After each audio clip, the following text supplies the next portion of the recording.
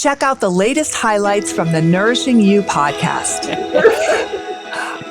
Okay, so let's shift gears a little bit and let's assume that somebody's feeling great and they've restored themselves, they're ready for a little bit more. Yeah. So we know that fitness is not just about looking great. There's nothing wrong with aesthetic goals, but I feel like as we get older, we should really be thinking more about the actual health benefits of exercise. So, other than looking more toned, what are some of the most important reasons that we should be exercising? One thing that comes to mind is preventing falls, like you mentioned with your mom. But what are some other reasons that we should be exercising beyond just those aesthetic goals? Yeah. Well, it's your longevity and your independence, number one. I think if you think about, if you're a caregiver right now, I think this really hits home. You may be taking care of somebody and doing all of the daily necessities that they can no longer do for themselves.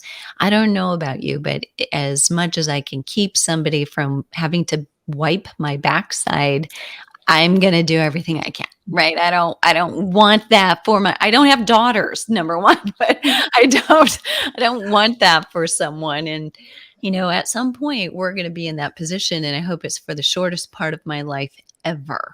And, carrying your own tray in the cafeteria, that's going to be sexy someday, right? Not having someone overhead else. Even. What about overhead? Yeah. Truth. But also, so bone density, so to avoid falls, but also to avoid the fractures if we do fall. And, I want to say this, and I think everybody needs to hear this, that, there are a lot of women who will be in their 50s or 60, closer to it, before they get their first bone scan and really find out. And many women just are devastated or insulted almost that they have that diagnosis. And I think really the reality is most women over 40 have it. They just don't know it. And so I would say to those women who get a diagnosis, yes, take it seriously. I'm not saying that, but you have to remember, how did you feel yesterday? I mean, the only thing that changed is your awareness that you have this.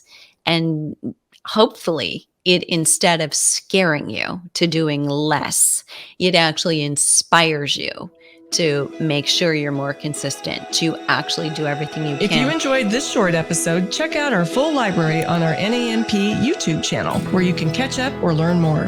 Keep in mind that the information on the NAMP podcast is for educational purposes only and should not be considered medical or legal advice. The NAMP is not liable or responsible for any harm, damage, or illness arising from the use of the information contained herein. By listening to the information on this podcast, you agree to defend, indemnify, and hold harmless the NAMP and all agents. Copyright NAMP, all rights reserved.